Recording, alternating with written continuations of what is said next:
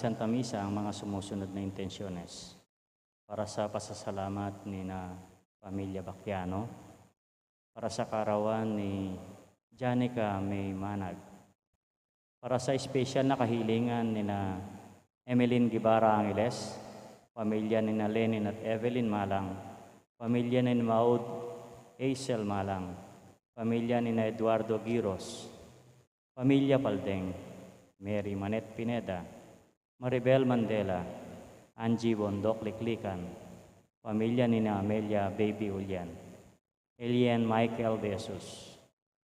Para sa mabilis na kagalingan at kaligtasan ni na Nora Simbul, Maylin Soberano, Benson Ong Sr., Carmelita Tiglao, Nilo Udan, Cecil Kiambao, Luther Lopez, Remigio Pangan, Mr. and Mrs. Roberto Resurrection, Erwin Kiambao, Jonel Pamintuan, at ang mga kapatid nating may sakit. Para sa gabay at proteksyon ng banal na espiritu sa pamilya ni na Ani Rason at pamilya ni Antonio at Josepina Guevara.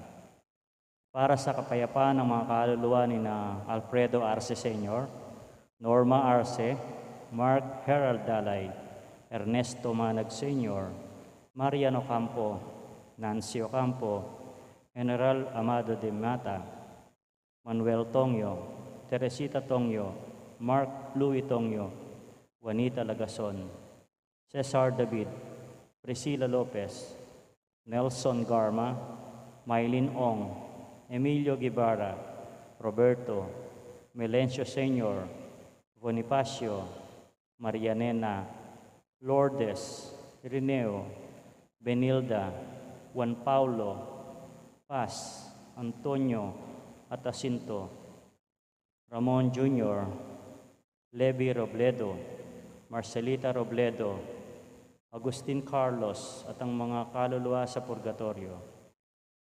Ganon din para sa kaligtasan ng bawat isa sa atin laban sa COVID-19, para sa mabilis na kagalingan ng mga kapatid nating dinapuan ng pandemyang ito, para sa kapayapaan ng mga kaluluwa ng mga kapatid nating yumao dahil sa COVID-19, at para sa kaligtasan ng mga kapatid nating mga frontliners.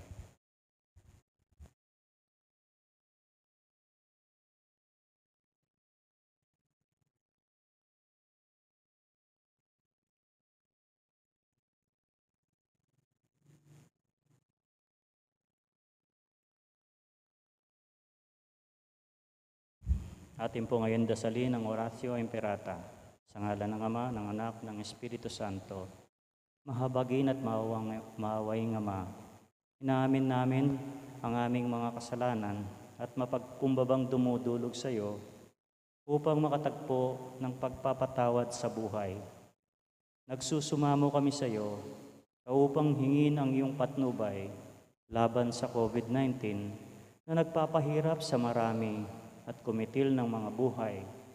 Tunghayan mo kami ng mga may pagmamahal at ipagadya kami ng iyong mapaghilom na kamay mula sa takot sa kamatayan at karamdaman. Itaguyod mo kami sa pag-asa at patatagin sa pananampalataya. Gabayan mo ang aming dalubhasang naatasan na tumuklas ng mga lunas at paraan upang ihinto ang paglaganap nito. Pagpalain mo ang mga pagsisikap na makasanang nalinang nagamot ang pandemya sa aming bayan.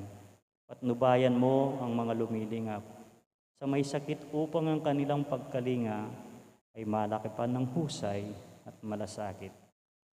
Pagkalooban mo sila ng kalusugan sa isip at katawan, katatagan sa kanilang paninindigang maglingkod at ipagsanggalang sa karamdaman.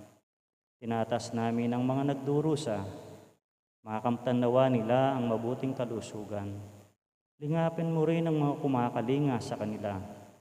Pagkamitin mo ng kapayapang walang hanggan ang mga pumanaw na. Pagkalooban mo kami ng biyaya na magtulong tungo sa ikabubuti ng lahat. Pukawin sa aming pagmamalasakit sa aming mga nangangailangan, sa pagdamay at malasakit namin sa bawat isa. Malampasan nawa namin ang krisis na ito at lumago sa kabanalan at pagbabalik na loob sa iyo Hinihiling namin ito sa pamamagitan ni Kristo na nabubuhay at naghaharing kasama mo at ang Espiritu Santo, Diyos, magpasawalang hanggan. Amen. Dumudulong kami sa iyong patnubay, mahal na Ina ng Diyos. Pakinggan mo ang aming kahilingan sa aming pangangailangan at ipagadya mo kami sa lahat ng kasamaan. Maluwalhati at pinagpalang Birhen. Amen. Birhen de los Remedios, magpapagaling sa may sakit. Panalangin mo kami. San Jose, panalangin mo kami. San Rafael Arcangel, panalangin mo kami. San Roque, panalangin mo kami. San Judas Tadeo, ipanalangin mo kami. San Lorenzo Ruiz, ipanalangin mo kami. San Pedro Calunsod, ipanalangin mo kami. Santo Cristo del Perdon, kaawaan mo kami. Sa ngalan ng Ama, ng Anak, ng Espiritu Santo. Amen.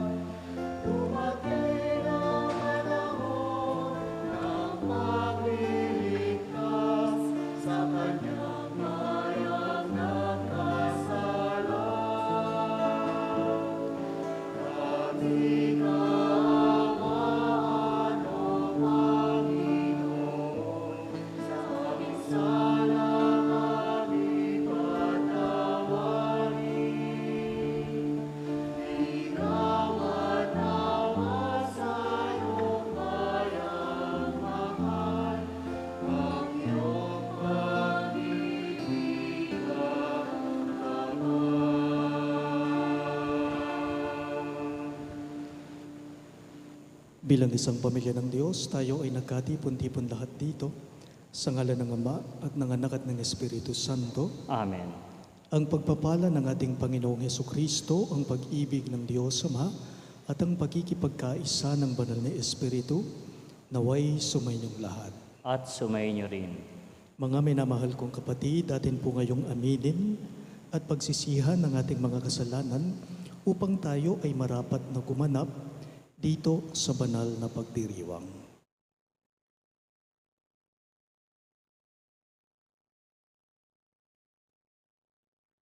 Inaamin ko sa makapangyarihang Diyos at sa inyo mga kapatid na lubha akong nagkasala sa isip, sa salita at sa gawa at sa aking pagkukulang.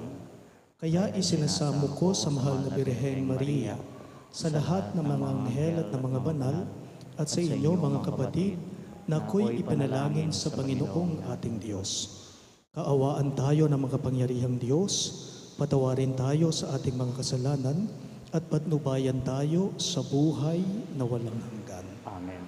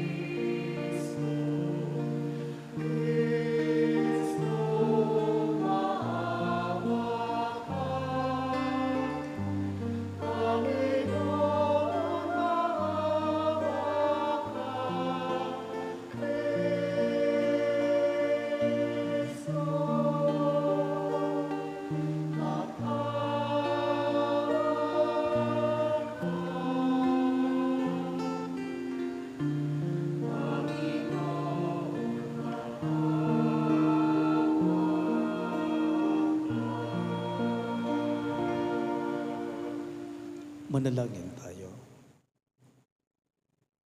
Ama naming makapangyarihan, ikaw ay maibigin at butihin sa tanan.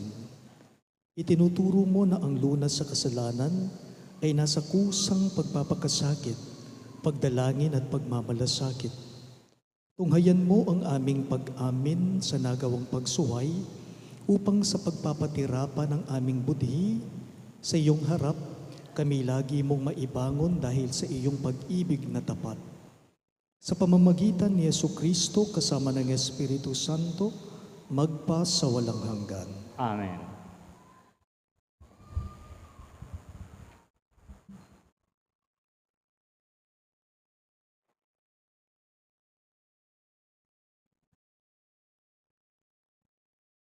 Pagbasa mula sa aklat ng Exodo. Noong mga araw na iyon, Si Moises ang nag-aalaga sa kawan ng biyenan niyang si Jethro. Minsan, itinaboy niya ang kawan pabagtas ng disyerto at nakarating siya sa Horeb, sa bundok ng Diyos. Doon, ang anghel ng Panginoon ay nagpakita sa kanya, parang ningas sa gitna ng isang mababang punong kahoy. Kitang-kita ni Moises na nagliliyab ito, ngunit hindi nasusunog. Kaya't nasabi niya sa kanyang sarili, "Kataka-taka ito. Tingnan ko ngang mabuti kung bakit di nasusunog, gayong nagliliyab." Nang lalapit na si Moises, tinawag siya ng Panginoon buhat sa nagliliyab na punong kahoy. "Moises, Moises." "Ano po iyon?" sagot niya. Sinabi ng Diyos, "Huwag kang lumapit. Hubarin mo ang iyong sandalas, sapagkat banal na dako ang kinatatayuan mo. Ako ang Diyos ng inyong mga magulang, nina Abraham, Isaac at Jacob." Tinakpan ni Moises ang kanyang muka pagkat natatakot siyang tumingin sa Diyos.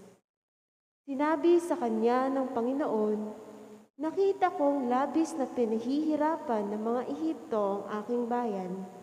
Alam ko ang hirap nilang tinitiis at narinig ko ang kanilang mga daing. Kaya bumaba ako upang sila'y iligtas, ialis sa Ehipto at ihatid sa lupaing mayaman, malawak at sagana sa lahat ng bagay." Sinabi ni Moises, "Pupunta ako sa mga Israelita at sasabihin sa kanilang ako'y sinugo ng Diyos ng aming ninuno. Ngunit ano po ang sasabihin ko kung itanong nila kung sino ang nagsugo sa akin?" Sinabi ng Diyos, "Ako'y si ako nga. Sabihin mong sinugo ka ni ako nga, ng Panginoon, ng Diyos ng inyong mga ninuno, ng Diyos ni na Abraham, Isaac at Jacob. At ito ang pangalang itatawag nila sa akin magpakailanman. Ito rin ang pag-alala sa akin ng lahat ng salinlahi." Ang salita ng Diyos. Salamat sa Diyos. Salmong tugunan. Ang ating mahabaging Diyos ay nagmamagandang loob. Ang ating mahabaging Diyos ay nagmamagandang loob. Panginooy papurihan, purihin mo kaluluwa. Ang pangalan niyang banal, purihin mo sa tuwina.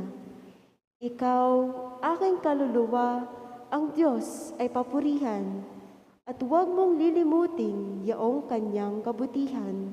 Ang ating mahabaging Diyos ay nagmamagandang loob. Ang lahat kong kasalanay, siya ang nagpapatawad, at anumang aking sakit, ginagamot niyang lahat. Sa bingit ng kamatayan, ako ay inililigtas, at pinagpapala ako sa pag-ibig niya at habag. Ang ating mahabaging Diyos ay nagmamagandang loob. Panginooy humahatol, ang gawad ay katarungan. Natatamo ng inapi ang kanilang karapatan. Ang balangkas niya't utos kay Moises ibiniling, ang kahanga-hangang gaway na saksihan ng Israel. Ang ating mahabaging Diyos ay nagmamagandang loob. Kay ganda ng kalooban, mahabagin itong Diyos. Kung magalit ay banayad, kung umibig na may lubos. Ang agwat ng lupa't langit, sukatin may hindi kaya. Gayon ang pag-ibig ng Diyos sa may takot sa Kanya. Ang ating mahabaging Diyos ay nagmamagandang loob.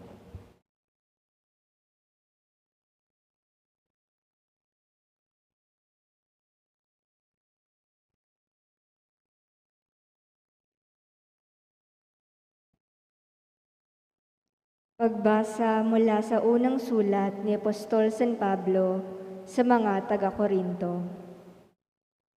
Mga kapatid, ibig kong malaman ninyo ang nangyari sa ating mga ninuno na sumunod kay Moises. Silang lahat ay naliliman ng ulap sa kanilang paglalakbay at tumawid sa dagat na pula. Sa gayon, nabinyagan silang lahat sa ulap at sa dagat bilang tagasunod ni Moises. Kumain silang lahat ng iisang pagkaing espiritual at uminom din ng iisang inuming espiritual mula sa batong espiritual na sumubaybay sa kanila, at ang batong iyon ay si Kristo.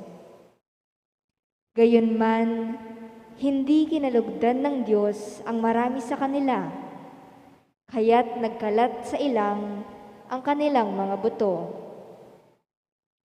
Ang mga nangyaring ito'y babala sa atin upang huwag tayong magnasa ng mga masasamang bagay gaya ng ginawa nila. Huwag din tayong magreklamo tulad ng ilan sa kanila, kaya't nilipol sila ng anghel na mamumuksa. Nangyari ito sa kanila bilang babala sa iba at nasulat upang turuan tayong mga inabot ng huling panahon. Kaya nga, mag-ingat ang sinumang nag-aakalang siya'y nakatayo, baka siya'y mabuwal. Ang salita ng Diyos. Salamat sa Diyos. Magsitayo po tayo para parangalan ng mabuting balita.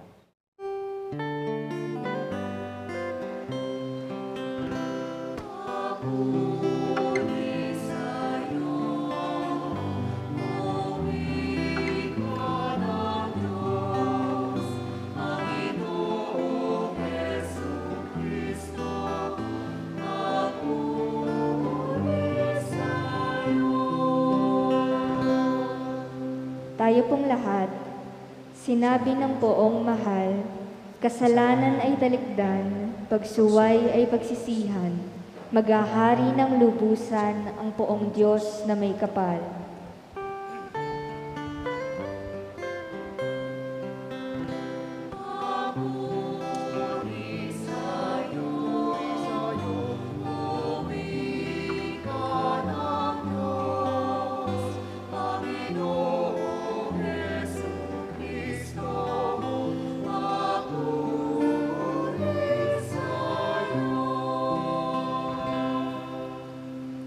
Sumainyo ang Panginoon. At sumainyo rin. Pagbasa mula sa Ebanghelyo ayon kay San Lucas. Papuri sa iyo, Panginoon.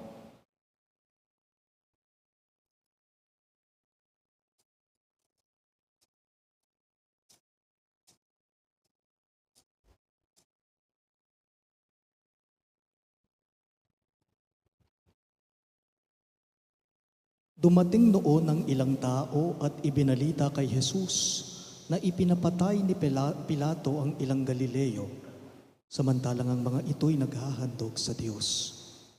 Sinabi niya sa kanila, akala ba ninyo higit na makasalanan ang mga Galileyong ito kaysa ibang mga taga-Galilea dahil sa gayon ang sinapit nila? Hindi. Ngunit sinasabi ko sa inyo, kapag hindi ninyo pinagsisihan at tinalikdan ang inyong mga kasalanan, mapapahamak din kayong lahat.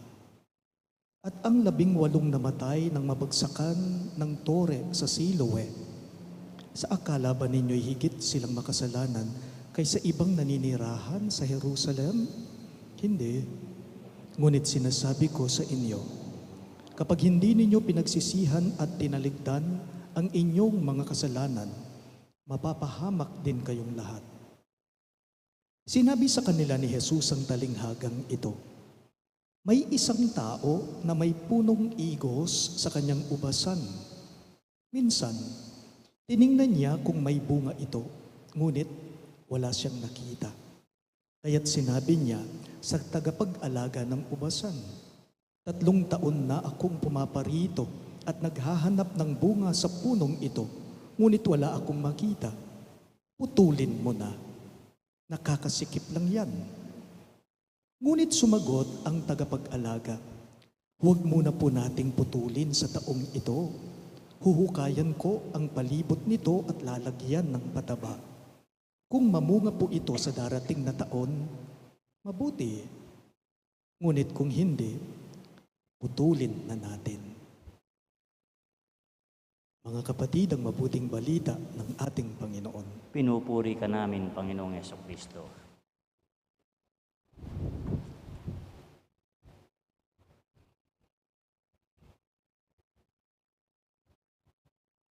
Magandang hapon po sa inyong lahat. Magandang hapon po, Among. May kaibigan po ako at nag-start po ang pagiging magbarkada namin, pagiging magkaibigan namin nitong taong tinutukoy ko. Magmula noong pumasok po siya, sumali siya bilang miyembro ng altar servers sa amin sa Sasmuan. Pumasok po siya upang maging member ng KBS, ng Knights of the Blessed Sacrament, tulad po ng mga batang nakikita nyo dito sa altar na nagsiserve. Ang kaibigan kong ito, kinuha kong ninong nung anak niyang panganay sa binyag. So maliban sa kaibigan ko, kabarkada ko, kumpari ko pa.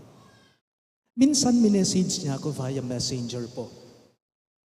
Kinumusta niya ako at nakiusap siya na isama ko siya sa mga intentions ko, sa mga daily prayers ko. Sabi niya sa akin, habang nagkukwento siya, habang kachat ko siya, Among, pakisama mo naman ako sa prayers mo kasi may sakit ako. Nagdadialysis kasi ako ngayon 3 times a week, sabi po niya. By the way, ang kaibigan ko po, more or less mga 38 years old siya. 38 years old siya. Nauna kasi ako ng ilang taon din sa kanya na maging member ng KBS or Knights of the Blessed Sacrament sa parokya namin sa Sasmuan. Sabi niya, paki-pray mo naman ako, sama mo naman ako sa mga panalangin mo. Kasi 3 times a week akong nagdadialysis. Naapektuhan ang 2 kidneys ko dahil sa palagi kong pag-inom ng pain reliever. Sabi ng kaibigan ko. Sa totoo lang po, naapektuhan ako at nalungkot ako sa kwentong ibinalita niya kasi sa pagkakaalam ko, malakas siya, wala siyang sakit. Ano itong ibinabalita niya sa akin ngayon na bad news? Kako sa kanya, sinabi ko po sa kanya, don't worry, Kako. Isasama kita sa mga daily prayers ko, gayon din sa mga intensyones namin sa araw-araw na misa namin dito sa Paris, Kako. Kaya nga po, yung isang pangalan na nababanggit na ipinagdarasal natin sa mabilis na kagalingan, palagi po, marahil ay palagi ninyong naririnig yung pangalan niya na kasama po siya sa mga intentions natin. Sa pagkakaalam ko, wala siyang sakit, malakas siya. Tapos ito yung nababalitaan ko ngayon sa kanya. Sabi ko po sa kaibigan ko, magpalakas ka, magpagaling ka, Kako. Pero may isang bagay na hindi ko makakalimutan na naibahagi po niya sa akin habang nagkukwentuhan kami via messenger. Sabi niya, Among, alam mo, isa lang ang lagi kong ipinagdarasal. Sabi niya. Isa lang ang lagi kong idinarasal. Yun bang sana bigyan pa ako ng extension ng Diyos ang buhay ko at gumaling ako upang makita ko pang lumaki ang mga anak ko. Sabi po niya, isa lang ang ipinagdarasal ko. Sana i-extend pa ng Diyos, bigyan ako ng extension ng Diyos at mahilom ako sa sakit ko upang makita ko pang lumaki, tumanda yung mga anak ko. Sabi niya, there we go. Extension. Palugit. Mahilig po tayong humingi o humiling ng extension. Lalong-lalo na kapag tayo ay nahaharap sa mga mabibigat na sitwasyon. Gustong-gusto natin na binibigyan tayo ng palugit. Lalong-lalo na kapag tayo ay gipit. Ito po ang makikita natin sa ating binasang ebanghelyo ngayong 3 linggo ng Kwaresma. In our gospel, we are being presented with the same predicament. Kapansin-pansin po, obviously, Ang hardinero, ang tagapag-alaga ng ubasan, lalong-lalo na doon sa puno ng igos na nabanggit sa kwento, ang tagapag-alaga ay walang iba kundi ang Diyos. The gardener is God, asking for the owner to at least give an extension to the fig tree. Huwag muna po nating putulin sa taong ito, sabi niya. So nakikiusap siya. Humihingi siya ng panahon pa, palugit pa, extension sa may-ari ng ubasan. Ako po'y naniniwala, ang bawat isa sa atin, tayo po ang tinutukoy na puno ng igos ng ating ebanghelyo. We are the fig trees. Tayong lahat. And today we celebrate the great mercy of God by giving us an extension of this mercy. Nakakasiguro po ako, sa mga araw na nagdaan na, sa mga panahon na lumipas na, marahil yung iba sa atin, iba't iba na yung mga hinarap natin sa buhay. Maybe others were not perfect. You were not perfect. Marahil yung iba sa atin, nagkamali sila. Yung iba, nadapa. Marahil yung iba naman, pumalpak sila o nagkasala. Pero tingnan po ninyo, pansinin ninyo, lahat tayo, kayo ay naririto, nagsisimba, sumasamba upang tanggapin mula sa Kanya ang Kanyang grasya. And it only tells us how merciful God is.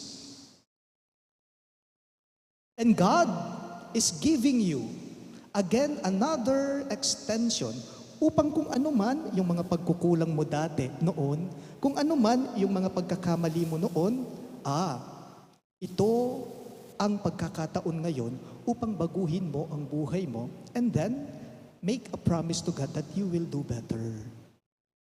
Apin po ingkalam yan. O yan po, ito po mismo ang grasya, ang biyaya na ating ipinagdiriwang ngayon. Sa lahat ng mga nangyari sa buhay natin, sa lahat ng mga karanasan na pinagdaanan mo sa buhay mo, lahat tayo, ang grasya ng Diyos sa atin ay walang iba kundi ang habag niya. Ang grasya ng Diyos sa atin, ang biyaya niya sa atin ay walang iba kundi ang awa niya, ang pagmamahal niya, ang pagpapatawad niya. Sabi nga po ni Pope Francis, may sinabi siya tungkol sa Diyos, kung sino siya. Sinabi ni Pope Francis kung ano daw ang bagay na pangalan sa Diyos. Sabi niya, the name of God is mercy. The name of God is mercy. Wapi naman po. Potang dimdame, ang Diyos. Potang aisip may nga pong Ginoo, api gunaman mo. Nagnilay ka. Alam mong maawain siya. Alam mong mahabagin siya. Balo mong mapamakaluluya, mapaglunos siya. But I would like you to focus on one particular aspect in the gospel when the gardener said, leave it for a year, sabi niya. Manya dyan extension. Humihingi siya, humihiling siya ng palugit.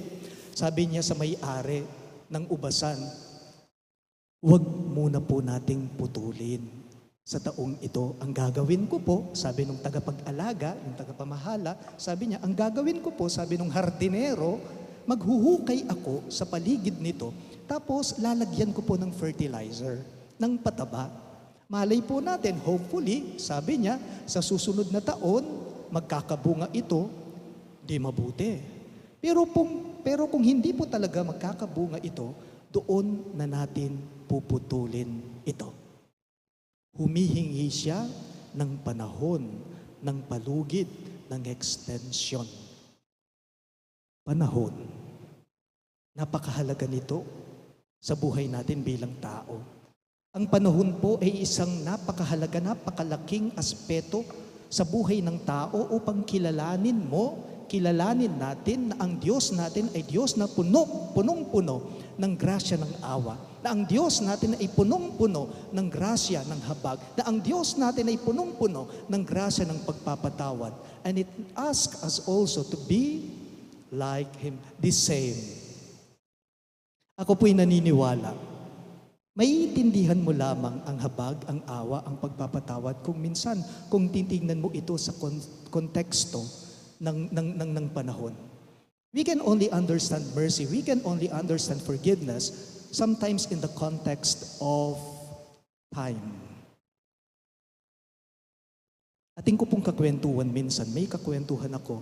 Minsan, si sister, at naibahagi niya sa akin itong experience niya sa relative niya, sa pinsan niya.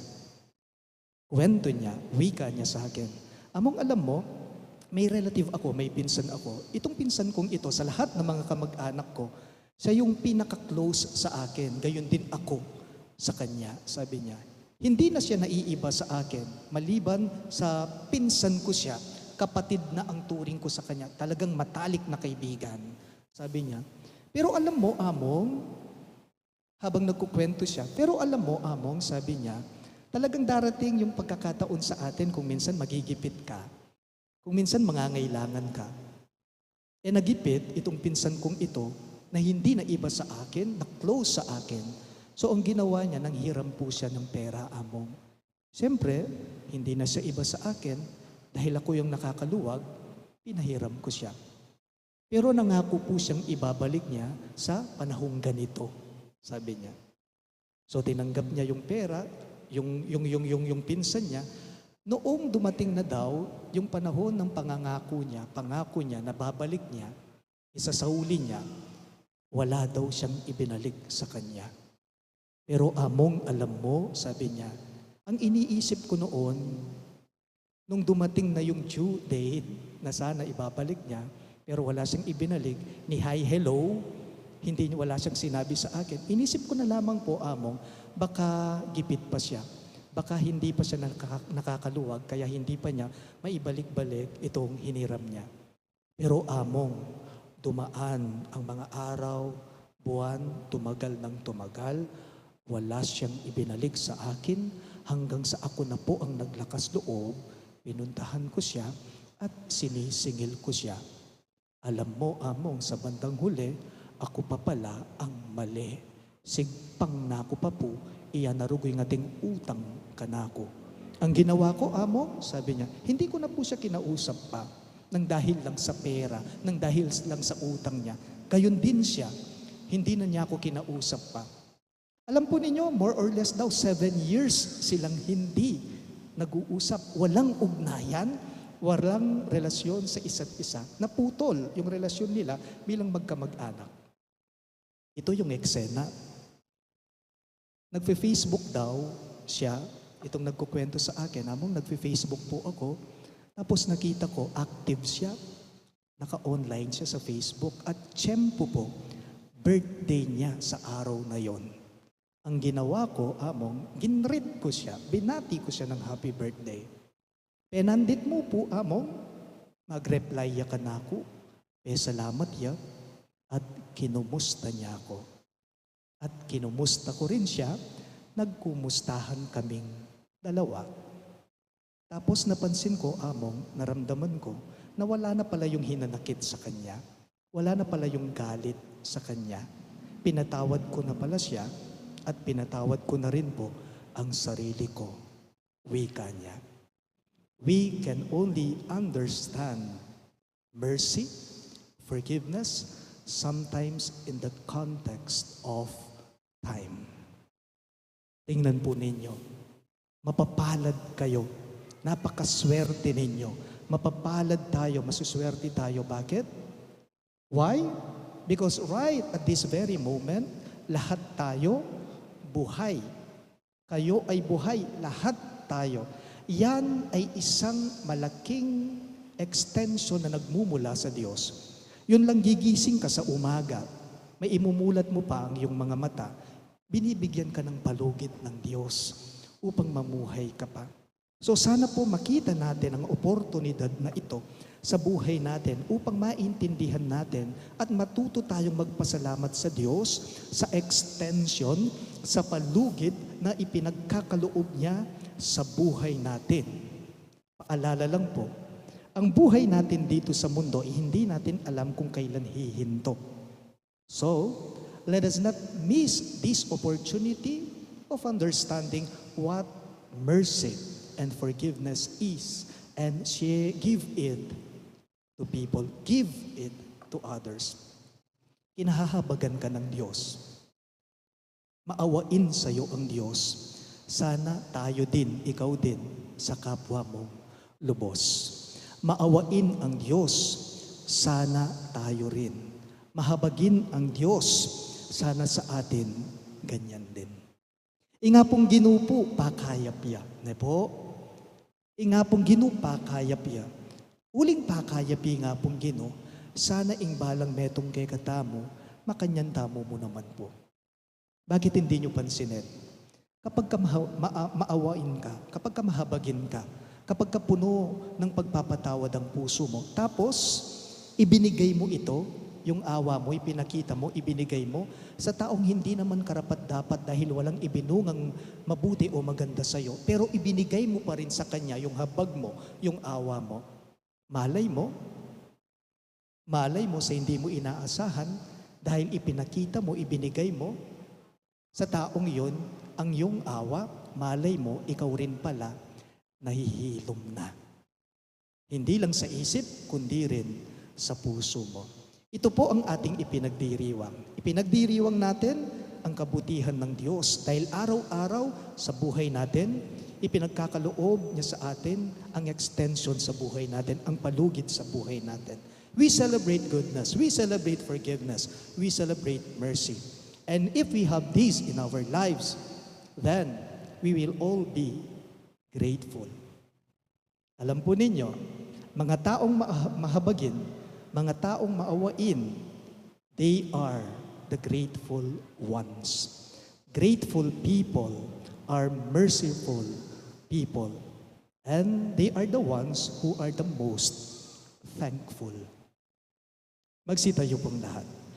Sumasampalataya ako Sa Diyos, sa mga makapangyarihan sa lahat, na may gawa ng langit at lupa, sumasampalataya ko kay Jesucristo, isang anak ng Diyos, Panginoong nating lahat. Nagkatawan tao siya, lalang ng Espiritu Santo. Pinanganak ni Santa Mariang Birhen, pinagpakasakit ni Poncio Pilato, ipinako sa krus, namatay, inilibing, nanawag sa kinaroon ng mga yumao.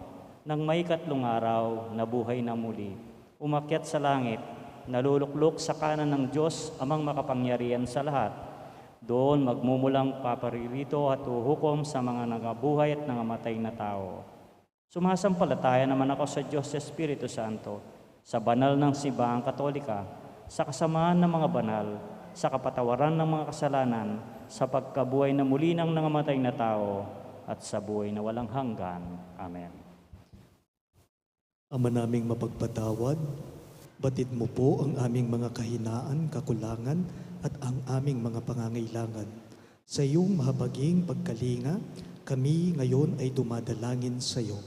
Sa bawat panalangin ng inyo pong itutugon, Ama, aming sandigan, dinggin mo kami. Ulitin po ninyo. Ama, aming sandigan, dinggin mo kami. Maging halimbawa nawa ang mga pinuno ng simbahan ng tunay na pagsisisi at pamumuhay na maayon sa kalooban mo. Ama, manalangin tayo. Ama, aming sandigan, dinggin mo kami. Magsikap nawa ang aming pamayanan na matulungan tungo sa ikabubuti ng lahat. Iwasan nawa namin ang pagpuna sa dungis at kapintasan ng aming kapwa. Manalangin tayo.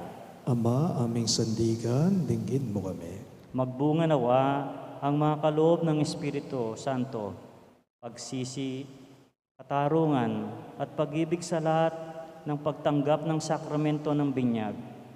Manalangin tayo.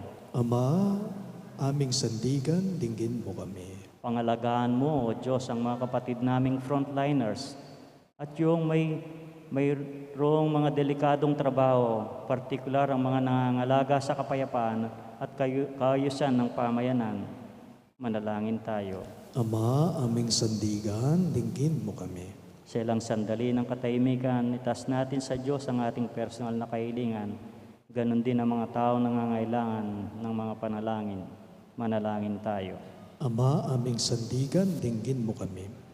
Isama rin po natin ngayon sa ating mga panalangin ang mga sumusunod na kahilingan. Para po sa pasasalamat ng Pamilya Bacchiano, para sa anibersaryo ng kaarawan ni Janica May Manag, para sa espesyal na kahilingan ni na Emeline Guevara Angeles, pamilya ni Lenin Adevelin Malang, pamilya ni Maud Azel Malang, pamilya ni Eduardo Giros, pamilya Paldeng, Narimanat Pineda, Maribel Mandela, Angie Bondok Liklikan, pamilya ni Amelia Baby Julian at si Elian Mikahil de Jesus.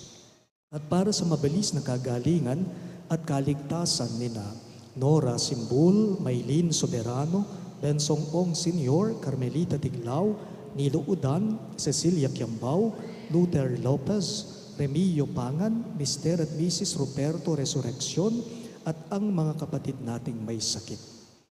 At para sa paggabay at proteksyon ng Banal na Espiritu sa pamilya ni Ani Razon at sa pamilya ni na Antonio at Josefina Guevara. At para sa walang hanggang kapayapaan ng mga kaluluwa ni na Alfredo Arce Sr., Norma Arce, Mark Harold Dalay, Ernesto Manag Sr., Marian Ocampo, Nancy Ocampo, General Amado de Mata, Manuel Tongyo, Teresita Tongyo, Mark Louis Tongyo, Juanita Lagazon, Cesar David, Priscilla Lopez, Nelson Garma, Maylin Ong, Emilio Guevara, Roberto, Melesio Sr., Bonifacio, Marianena, Lourdes Irineo, Benilda, Juan Paulo, Paz, Antonio, Jacinto, Ramon Jr., Levi Robledo, Marcelita Robledo, Agustin Carlos, at ang mga kaluluwa sa purgatorio, ipanalangin natin sa Panginoon. Ama, aming sandigan, dinggin mo kami.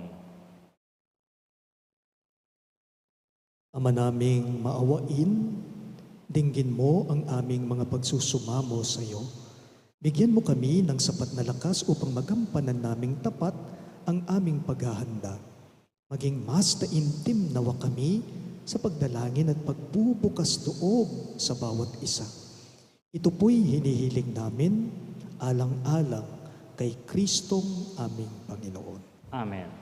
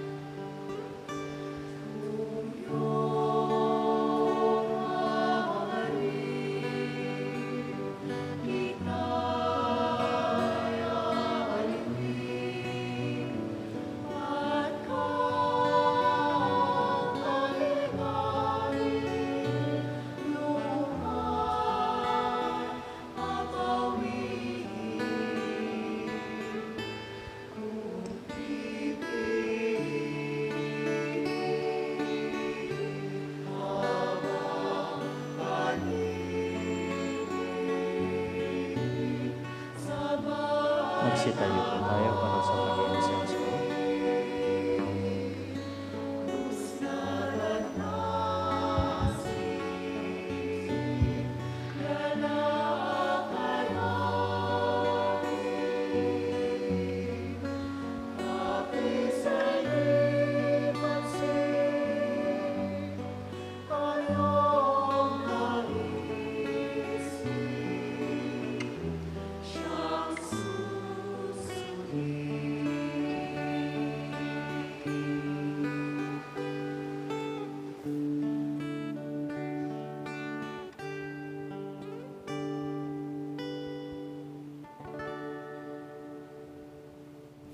Manalangin kayo mga kapatid upang itong ating sakripisyo ay maging kalugod-lugod sa Diyos, amang makapangyarihan. Tanggapin nawa ng Panginoon itong paghahain sa iyong mga kamay, sa kapurihan niya at karangalan, sa ating kapakinabangan at sa buong sambayanan niyang banal. Ama naming lumikha, kalugdan mo ang aming paghahain upang ang mga kasalanan naming inihingi ng kapatawaran sa iyo ay matutuhan din naming ipatawad sa kapwa-tao sa pamamagitan ni Jesucristo kasama ng Espiritu Santo magpas sa walang hanggan. Amen. Sumainyo ang Panginoon. At sumainyo rin. Itaas sa Diyos ang inyong mga puso at diwa. Tinaas na namin sa Panginoon. Pasalamatan natin ang Panginoong ating Diyos. Marapat na siya ipasalamatan. Ama naming makapangyarihan, tunay ngang marapat na ikaw ay aming pasalamatan sa pamamagitan ni Jesucristo na aming Panginoon. Sa pagbabakasakali mong kami bubuti, isinugo mo si Jesucristo upang pangunahan kami bilang pagsunod sa iyong atas na bigay. Ipinahayag ng iyong anak ang iyong kalooban na ang mga apit-dukha ay kanyang damayan. Ngayon ay iyong inihahandog ang pagkakataong aming maisaloob ang kanyang ganap at kusang paglilingkod upang sa iyo ay lagi kaming makasunod. Kaya kaisa ng mga anghel na nagsisiawit ng papuri sa iyo nang walang humpay sa kalangitan, kami nagpupunyi sa iyong kadakilaan.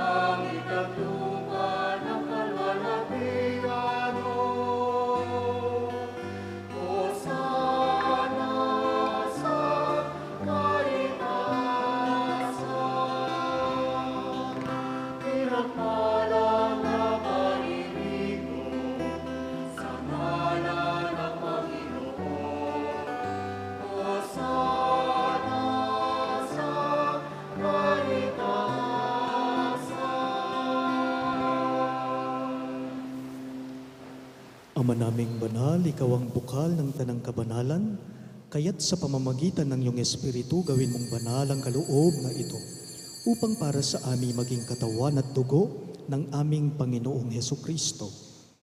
Bago niya pinagtiis ang kusang loob na maging handog, hinawakan niya ang tinapay, pinasalamatan kanya, pinaghati-hati niya iyon at iniabot sa kanyang mga alagad at sinabi, "Tanggapin ninyong lahat ito at kanin. Ito ang aking katawan na ihahandog para sa inyo."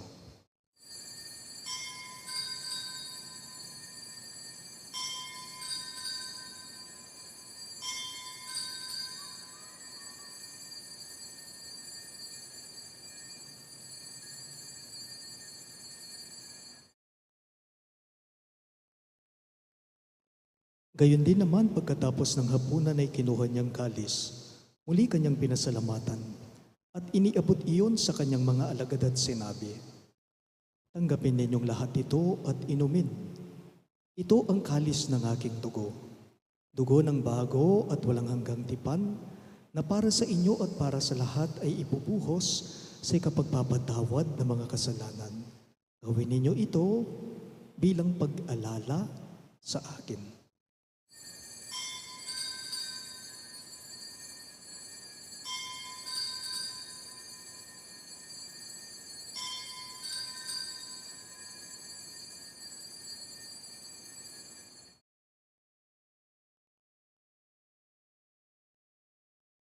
Ating ipagdangal ngayon ang misteryo ng ating pananampalataya.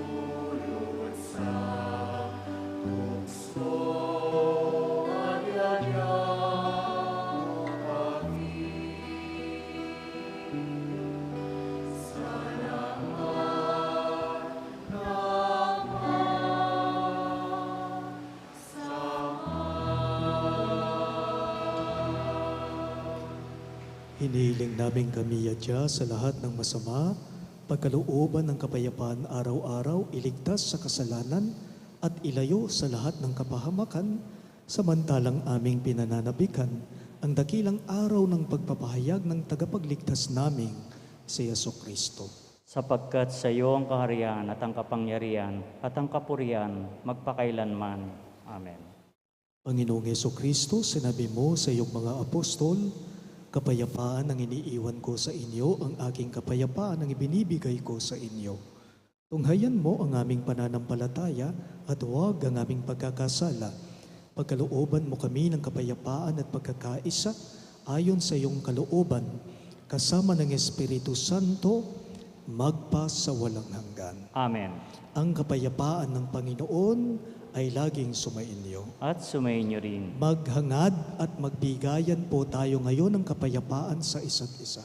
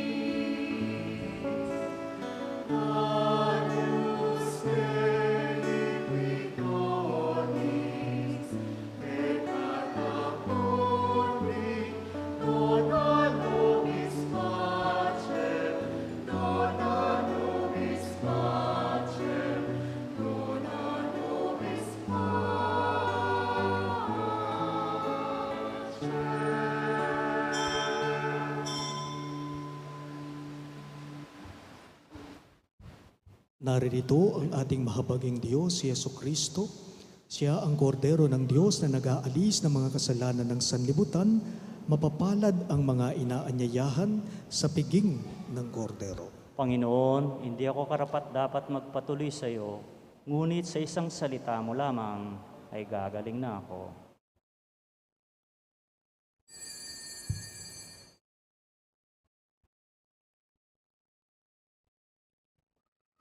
Katawan ni Kristo, Amen.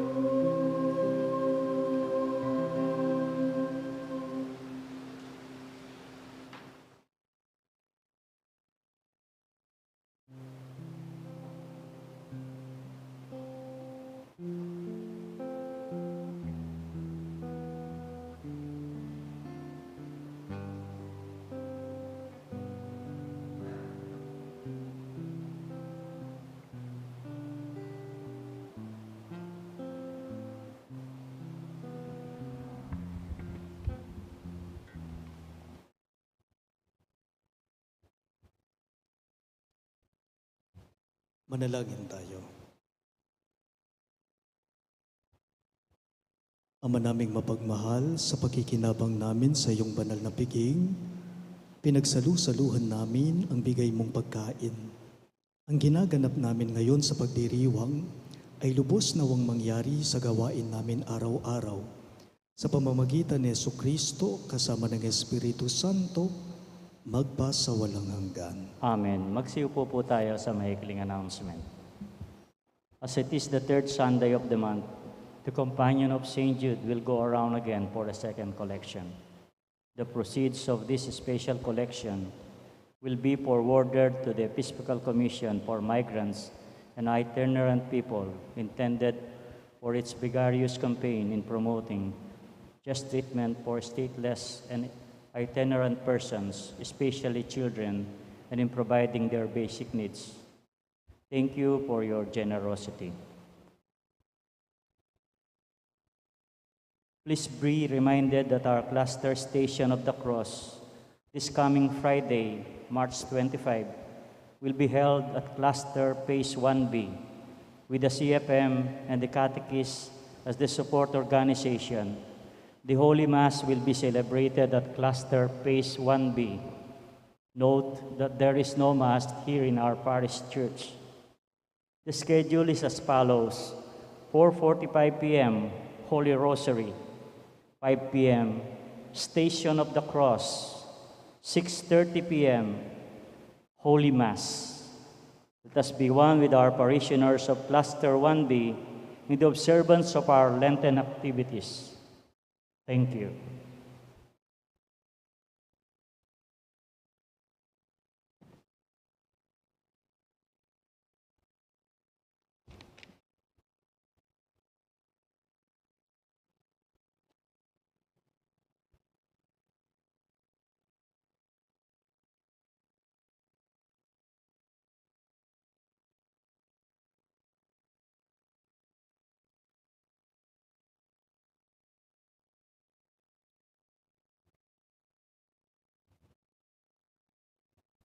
Tayo po tayo, pasaulin. Sumainyo ang Panginoon, At sumayin niyo rin. iyumuko para sa pagbabasbas. Ilayo nawa kayo sa lahat ng makapipinsala at pagpalain nawa kayo ng Diyos ng bawat mabuti at ganap na kaloob, ngayon at magpasawalang hanggan. Amen. Pamalagiin nawa niyang mananahan ang kanyang salita sa inyong kalooban at puspusin nawa niya kayo ng kaligayahang walang hanggan. Amen. Patnubayan nawa kayo ng Diyos sa pagtahak sa kanyang landas upang lagi ninyong mabatid kung ano ang tama at marapat, samantalang kayo ay naglalakbay patungo sa kalangitan na kanyang pamana magpas sa walang hanggan. Amen. At pagpalain kayo ng makapangyarihang Diyos sa ngalan ng Ama at ng Anak at ng Espiritu Santo. Amen. Ang ating Santa Misa ay natapos na. Humayo kayo ngayon sa kapayapaan at pag-ibig ni Kristo. Salamat sa Diyos.